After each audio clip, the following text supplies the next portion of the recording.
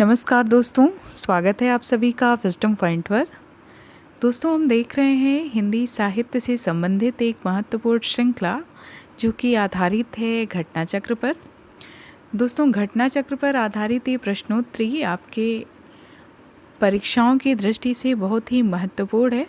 तो आप सभी से मेरा निवेदन है कि प्लीज़ मेरे चैनल से जुड़िए और मेरे चैनल को अपना प्यार दीजिए। धन्यवाद दोस्तों। चलिए देखते हैं आज का ये वीडियो जो कि आधारित है रचना और रचनाकारों पर। और आज के इस वीडियो का पहला प्रश्न है, स्त्री शिक्षा के विरोधी कुतर्कों का खंडन किसने किया है? आपको बताना है कि स्त्री शिक्षा के विरोधी कुतर्कों का खंडन किसने किया है। ऑप्शन है भारतेंदु हरिश्चंद्र, महावीर प्रसाद द्विवेदी, हजारी प्रसाद द्विवेदी या यशपाल। तो इस प्रश्न का सही उत्तर है स्त्री शिक्षा के विरोधी कुतर्कों का खंडन किया है महावीर प्रसाद द्विवेदी जी ने। इस प्रश्न की व्याख्या देख लेते हैं। स्त्री शिक्षा के विरोधी कुतर्कों का खंडन आचार्य महावीर प्रसाद द्विवेदी जी द्वारा रचित है या निबंध विधा की रचना है। इस रचना का पहली बार प्रकाशन 1914 ईस्वी में सरस्वती पत्रिका में पढ़े लिखों का पांडित्य शीर्षक से हुआ था। रसज्ञ रंजन, साहित्य सीकर, साहित्य संदर्भ, अद्भुत आलाप आदि द्विवेदी जी के निबंध संग्रह हैं। अगला प्रश्न है, यतीन्द्र मिश्र द्वारा रचित नौबत खाने में इबादत है किस विधा की रचना है? आपको बताना है कि यतीन्द्र मिश्र द्वारा रचित नौबत खाने में इबादत ये किस विधा की रचना है? ऑप्शन है संस्मरण, रेखा चित्र, व्यक्ति चित्र या निबंध। तो इस प्रश्न का सही उत्तर है ऑप्शन सी, व्यक्ति चित्र। यतीन्द्र मिश्र द्वारा रचित नौबत खाने में इबादत सहनाई वादक उस्ताद बिस्मिल्लाह खां पर रोचक शैली में लिखा गया व्यक्ति चित्र है। यतीन्द्र मिश्र की रचनाएं यदा कदा, अयोध्या तथा अन्य कविताएं, द्योढ़ी पर आलाप, ये यतीन्द्र मिश्र की कविताएं या रचनाएं हैं। अगला प्रश्न है, निम्नलिखित कथनों स्थापना और तर्क पर विचार करिए। नीचे दिए गए कूट से सही विकल्प का चयन कीजिए।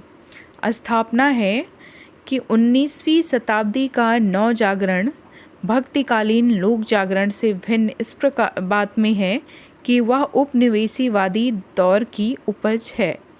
तर्क है कि उसकी ऐतिहासिक अंतर्वस्तु एक समान है। कूट इसमें क्या क्या सही है तो आपको बताना है। इस प्रश्न का सही उत्तर हो जाएगा ऑप्शन बी, आ सही है और बा गलत है। 19वीं शताब्दी का जो नवजागरण था, 19वीं शताब्दी का नवजागरण भक्तिकालीन लोक जागरण से भिन्न इस बात में है कि वह उपनिवेशवादी दौर की उपज है। उनकी ऐतिहासिक अंतर्वस्तु एक समान है। तो बा स्थापना सही है, तर्क गलत है। उनकी ऐतिहासिक अंतर्वस्तु एक समान कैसे हो सकती है? दोनों अलग अलग समय की बात हो रही है यहाँ पे। तो इस प्रश्न का सही उत्तर हो जाएगा ऑप्शन बी। स्थापना देखिए इस प्रश्न की व्याख्या। क्योंकि भक्तिकालीन लोक जागरण 19वीं शताब्दी के लोक जागरण से इसलिए भी भिन्न था कि यह उपनिवेशवादी दौर की उपज था, जिसमें नवीन ज्ञान विज्ञान खोजें आदि इसको प्रभावित कर रही थीं। तर्क गलत है क्योंकि भक्तिकालीन नवजागरण जहां मुस्लिम शासन काल के दौरान उत्पन्न हुआ था, वहीं 19वीं शताब्दी का नवजागरण ब्रिटिश शासन काल के दौरान उत्पन्न हुआ था। इस प्रकार दोनों की ऐतिहासिक अंतर्वस्तु एक समान नहीं रही। अगला प्रश्न है, जन्म काल के अनुसार निम्नलिखित रचनाकारों का सही अनुक्रम लगाना है आपको। रचनाकारों के नाम दिए हुए हैं जिनमें हैं भगवती चरण वर्मा, बालकृष्ण शर्मा नवीन, सियाराम शरण गुप्त या माखनलाल चतुर्वेदी। तो इसमें सही अनुक्रम आपको लगाना है और बताना है कि सबसे पहले इन सभी रचनाकारों में किसका जन्म हुआ था? तो इस प्रश्न का सही उत्तर ऑप्शन बी है। इस प्रश्न की व्याख्या में देख लेंगे हम। सबसे पहले नाम आता है माखनलाल चतुर्वेदी जी का, जिनका जन्म हुआ था 1889 ईस्वी में। सियाराम शरण गुप्त जी का जन्म हुआ था 1895 ईस्वी में। आपको बताना है, इसमें मैं आपसे एक प्रश्न पूछना चाहूँगी कि आपको याद आ रहा है क्या कोई एक रचनाकार और भी हैं जिनका जन्म 1889 ईस्वी में हुआ था? वो छायावादी युग के जो 4 स्तंभ हैं उनमें उनका नाम आता है। आपको बताना है, इस प्रश्न का सही उत्तर आपको कमेंट में लिखना है कि कौन से ऐसे रचनाकार हैं छायावादी जिनका जन्म 1889 ईस्वी में हुआ था। एक तो आपको पता चल गया कि माखनलाल चतुर्वेदी जी का जन्म 1889 ईस्वी में हुआ था। सियाराम शरण गुप्त जी, जो कि मैथिली शरण गुप्त जी के भाई हैं, इनका जन्म हुआ था 1895 ईस्वी में। बालकृष्ण शर्मा नवीन जी हैं, जिनका जन्म हुआ था 1897 ईस्वी में। और भगवती चरण वर्मा जी हैं, जिनका जन्म हुआ था 1903 ईस्वी में। अगला प्रश्न है, जीवन मुँह चाही को नीको, इन पंक्तियों में क्या भाव है? जीवन मुँह चाही को नीको। ऑप्शन है करुणा भाव, क्रोध भाव, प्रेम भाव, उपरोक्त में से एक से अधिक या उपरोक्त में से कोई नहीं। तो इस प्रश्न का सही उत्तर है ऑप्शन ई, इनमें से कोई नहीं। जो भाव दिए हुए हैं करुणा भाव, क्रोध भाव, प्रेम भाव, इनमें से कोई भी भाव इस पंक्ति से संबंधित नहीं है। इस पंक्ति से इस प्रश्न की व्याख्या से हम समझते हैं कि इस पंक्ति में कौन सा भाव है।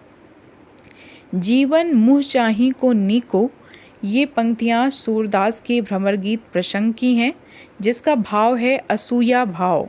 वस्तुतः गोपियाँ उद्धव से कहती हैं कि प्रियतम को अच्छी लगने वाली प्रेमिका का जीवन अच्छा है, सफल है। असूया भाव उस भाव को कहते हैं जिसमें किसी के सुख को ना सहकर उसे हानि पहुंचाने का विचार आए। तो इसमें प्रत्येक गोपियाँ जो श्री कृष्ण से इतना प्रेम करती हैं, वो एक दूसरे से ही ईर्ष्या भाव रखती हैं। अगला प्रश्न है, निम्नलिखित रचनाकारों का उनके जन्म वर्ष के अनुसार सही अनुक्रम लगाइए। इनमें से आपको बताना है, ये रचनाकारों के नाम दिए हुए हैं और इनमें सही अनुक्रम क्या है आपको बताना है। ऑप्शन है बालकृष्ण भट्ट, भारतेंद्र हरिश्चंद्र, बद्री नारायण चौधरी प्रेमघन और राधाचरण गोस्वामी। तो इसमें आप अनुमान लगा सकते हैं, राधाचरण गोस्वामी सबसे बाद में इनका जन्म हुआ था। बालकृष्ण भट्ट का नाम सबसे पहले आता है। ये सबसे भारतेंद्र मंडल के सबसे वरिष्ठ सदस्य माने जाते हैं। भारतेंद्र हरिश्चंद्र जी का जन्म आप लोग जानते हैं, 1850 में इनका जन्म हुआ था। और बालकृष्ण भट्ट का जन्म मुझे लग रहा है 1844 में हुआ था। आइए देखते हैं इस प्रश्न की व्याख्या। ऑप्शन ए बिल्कुल राइट आंसर है। आंसर ए, बालकृष्ण भट्ट सबसे पहले इनका जन्म सबसे पहले बालकृष्ण भट्ट जी का जन्म हुआ था, फिर भारतेंद्र हरिश्चंद्र जी का हुआ था, फिर बद्री नारायण चौधरी प्रेमघन का हुआ था, और सबसे छोटे जो भारतेंद्र मंडल के कवि हैं उनका नाम है राधाचरण गोस्वामी। इस प्रश्न की व्याख्या देखते हैं। बालकृष्ण भट्ट जी का जन्म, देखिए मैंने आपको बताया था ऊपर कि बालकृष्ण भट्ट जी का जन्म हुआ था 1844 ईस्वी में। भारतेंद्र हरिश्चंद्र जी का जन्म हुआ था 1850 ईस्वी में। बद्री नारायण चौधरी प्रेमघन जी का जन्म हुआ था 1855 ईस्वी में। और राधाचरण गोस्वामी जी का जन्म हुआ था 1859 ईस्वी में। भारतेंद्र युग के अन्य जो रचनाकार हैं उनके जन्म वर्ष को देख लेते हैं। लाला श्रीनिवास दास जी हैं, जिनका जन्म वर्ष है 1851 ईस्वी। देवकी नंदन खत्री जी का जन्म हुआ था 1861 ईस्वी में। लाला भगवान दीन, जिनका जन्म हुआ था 1866 ईस्वी में। श्याम सुंदर दास जी का जन्म हुआ था 1875 ईस्वी में। और आचार्य सरदार पूर्ण सिंह का जन्म हुआ था 1881 ईस्वी में। अगला प्रश्न है, पारिभाषिक शब्द निर्माण में कौन सा सिद्धांत नाम सामने नहीं आया है। पारिभाषिक शब्द निर्माण में कौन सा सिद्धांत नाम सामने नहीं आया है? ऑप्शन है परिभाषावादी, संस्कृतवादी, अंग्रेजी, उपरोक्त में से एक से अधिक या उपरोक्त में से कोई नहीं। तो इस प्रश्न का सही उत्तर है परिभाषावादी सिद्धांत सामने नहीं आया है पारिभाषिक शब्द निर्माण सिद्धांत में। ऑप्शन ए इस प्रश्न का राइट आंसर है। पारिभाषिक शब्द निर्माण में शब्द की परिभाषावादी धारणा या सिद्धांत नहीं होता है, बल्कि दूसरी भाषाओं के शब्दों से शब्द का संबंध लिया जाता है। अगला प्रश्न है कंप्यूटर के लिए शुद्ध वर्तनी वाला शब्द कौन सा है? कौन सा शब्द सही लिखा है? ऑप्शन जो है आपके सामने, इनमें शुद्ध वर्तनी वाला शब्द कौन सा है कंप्यूटर के लिए? तो आपने देखा कि ए गलत है, सी भी गलत है, ऑप्शन बी इस प्रश्न का सही उत्तर है कंप्यूटर। अगला प्रश्न है भारतीय पत्रकारिता का पितामह किसे माना जाता है? ध्यान दीजिएगा, प्रश्न को ध्यान से पढ़िए। भारतीय पत्रकारिता का पितामह किसे माना जाता है? आपको बताना है। ऑप्शन है जेम्स हिक्की, गणेश शंकर विद्यार्थी, मदन मोहन मालवीय, उपरोक्त में से एक से अधिक या उपरोक्त में से कोई नहीं। तो इसमें भारतीय पत्रकारिता का पितामह माना जाता है जेम्स हिक्की को। ऑप्शन ए इस प्रश्न का सही उत्तर हो जाएगा। इस प्रश्न की व्याख्या में हम इसको और अच्छे से क्लियर कर पाएंगे। भारतीय पत्रकारिता के पितामह जेम्स हिक्की इस संदर्भ में स्वीकार किए जा सकते हैं कि इन्होंने भारत में सर्वप्रथम पत्रकारिता की नींव रखी।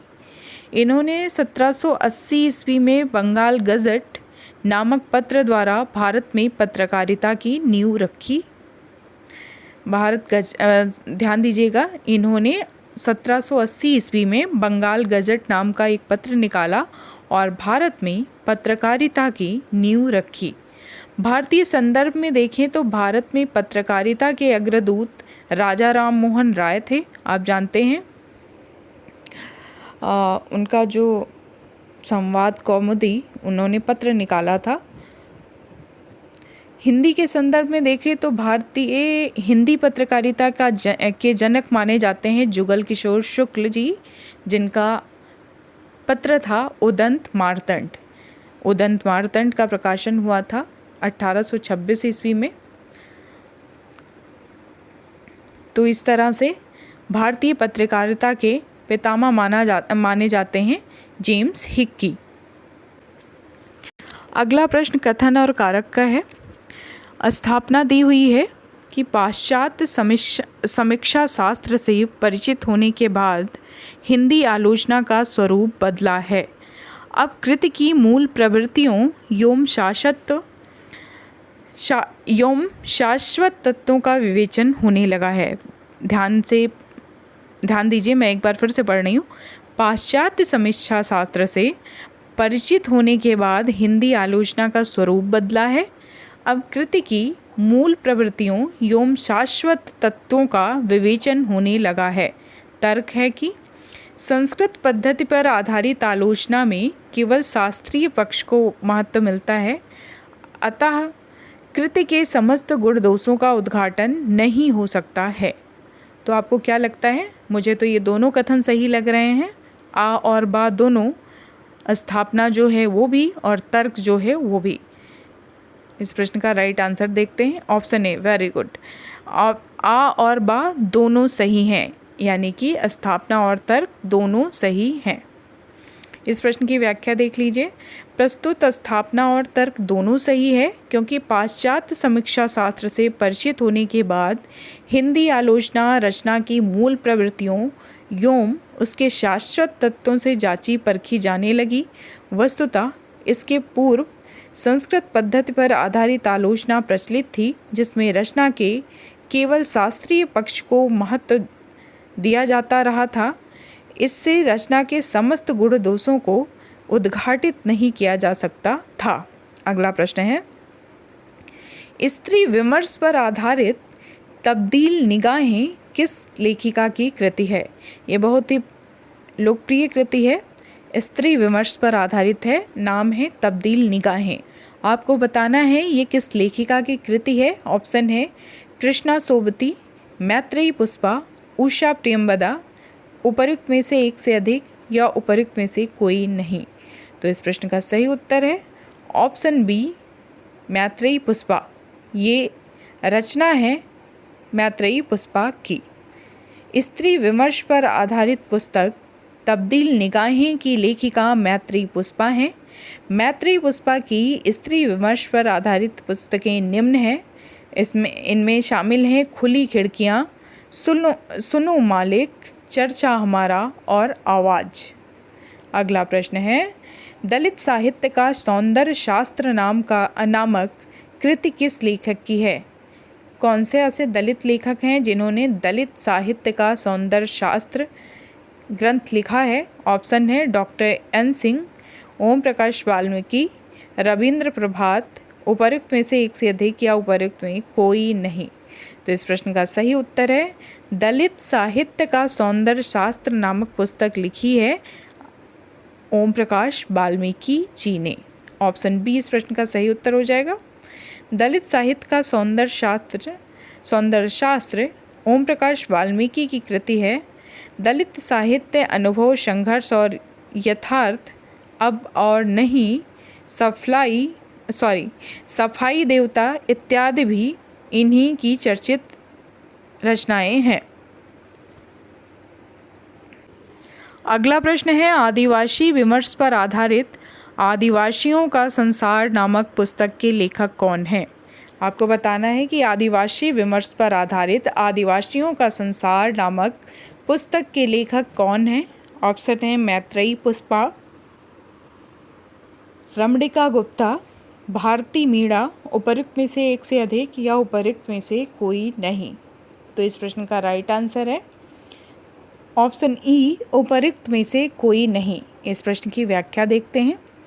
आदिवासी विमर्श पर आधारित आदिवासियों का संसार आशा सुषमा किस्कू, जो कि संथाल कवित्री हैं, इनका काव्य संग्रह है तथा सुश्री शरद सिंह की इसी शीर्षक से एक रचना है।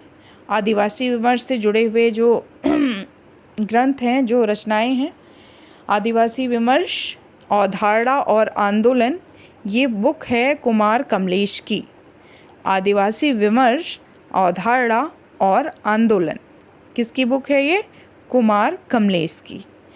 आदिवासी साहित्य परंपरा और प्रयोजन, ये वंदना टेटे की पुस्तक है। आदिवासी साहित्य परंपरा और प्रयोजन। नगाड़े की तरह बजते शब्द, ये बहुत ही महत्वपूर्ण रचना है, कई बार पूछी भी गई है। नगाड़े की तरह बजते शब्द, ये किसकी रचना है? तो ये रचना है निर्मला पुतुल जी की। अगली रचना है सुबह की शाम, जो कि एक उपन्यास है और ये उपन्यास है सुबह की शाम, ये पुस्तक है वाल्टर भेंगरा का। वाल्टर भेंगरा। धूड़ी तपे तीर, ये किसकी रचना है? हरिराम मीणा की। तो ये आदिवासी विमर्श से जुड़ी हुई कुछ रचनाएं थीं। अगला प्रश्न देखते हैं। लघु मानव की महत्ता को किसने प्रतिपादित किया है? आपको बताना है कि वो कौन से रचनाकार हैं जिन्होंने लघु मानव की महत्ता को प्रतिपादित किया है। ऑप्शन है दुष्यंत कुमार, विजयदेव नारायण शाही, धूमिल, उपयुक्त में से एक से अधिक या उपयुक्त में से कोई नहीं। तो इस प्रश्न का सही उत्तर है लघु मानव की महत्ता को प्रतिपादित करने वाले जो रचनाकार हैं उनका नाम है विजयदेव नारायण शाही। बहुत ही महत्वपूर्ण आलोचक रहे हैं विजयदेव नारायण शाही और उन्होंने ही कविता में लघु मानव की महत्ता को प्रतिपादित किया है। अगला प्रश्न है साहित्यकार का काम केवल पाठकों का मन बहलाना नहीं है। प्रेमचंद की इस उक्ति में किस प्रयोजन की ओर ध्यान दिलाया गया है? किस प्रयोजन की ओर संकेत किया गया है? साहित्यकार का काम केवल पाठकों का काम का मन बहलाना नहीं है। साहित्यकार का काम केवल पाठकों का मन बहलाना नहीं है। प्रेमचंद की इस उक्ति में किस प्रयोजन की ओर संकेत है? तो इस प्रश्न का सही उत्तर है कला कला के लिए है, ऑप्शन ए। प्रेमचंद जी कहते हैं कि साहित्यकारों का काम केवल पाठकों का मन बहलाना नहीं है। यह उक्ति कला कला के लिए प्रयोजन की ओर संकेत है। प्रेमचंद कहते हैं कि वह साहित्य चिरायु हो सकता है जो मनुष्य की मौलिक प्रवृत्तियों पर अवलंबित हो। अगला प्रश्न है, हिंदी नई चाल में ढली या निम्नलिखित में से किस साहित्यकार का है? हिंदी नई चाल में ढली या रचना निम्नलिखित में से किस रचनाकार की है? ऑप्शन है रामचंद्र शुक्ल, महावीर प्रसाद द्विवेदी, भारतेंद्र हरिश्चंद्र या इंसा अल्लाह खां। तो इस प्रश्न का सही उत्तर है हिंदी नई चाल में ढली, ये रचना भारतेंद्र हरिश्चंद्र जी की है। ये रचना भारतेंद्र हरिश्चंद्र जी की है। भारतेंद्र हरिश्चंद्र जी ने कालचक्र पुस्तक में इसका वर्णन किया है। तो दोस्तों ये था हमारा आज का वीडियो। उम्मीद करती हूँ कि आपको पसंद आया होगा। मिलते हैं अपने अगले वीडियो में एक नया टॉपिक के साथ में। तब तक के लिए नमस्कार।